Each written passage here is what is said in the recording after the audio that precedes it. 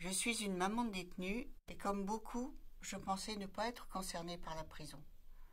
Pour moi, c'était un monde où je ne me retrouvais pas. Nous étions une famille classique avec 2 enfants. Mais un matin, à 6 heures, la vie de toute la famille a basculé, avec l'arrestation de mon fils de 18 ans. J'ai alors vu mon fils partir menotté. Cette vision me revient de temps en temps. À partir de ce moment-là, la vie de la famille n'a plus jamais été comme avant. Plusieurs familles sont dans la peine. Il y a un avant et un après. L'arrestation a été suivie de l'incarcération. Depuis 11 ans, je suis confrontée à cette vie.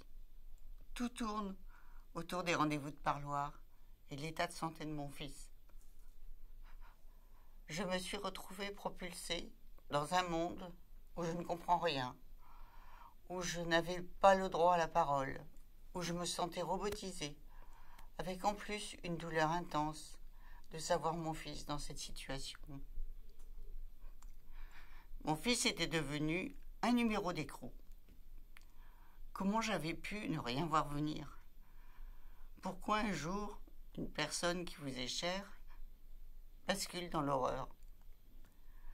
Par la suite, de nombreux témoignages retransmis par les médias ont fait comprendre qu'on ne voit rien venir.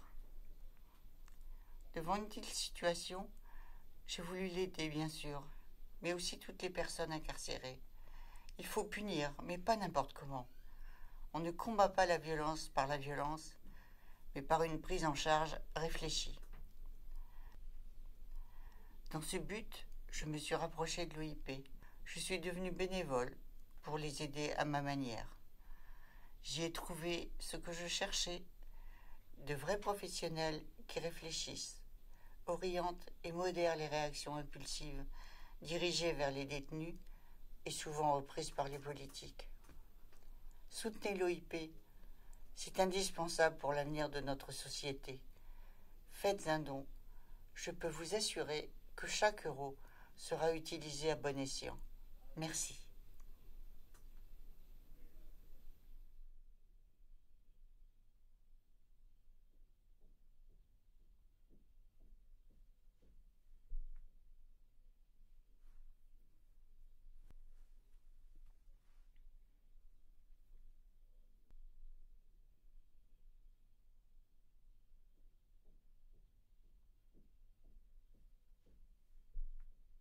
Pour poursuivre ces actions, l'OIP a besoin de votre soutien financier. Faites un don sur oip.org.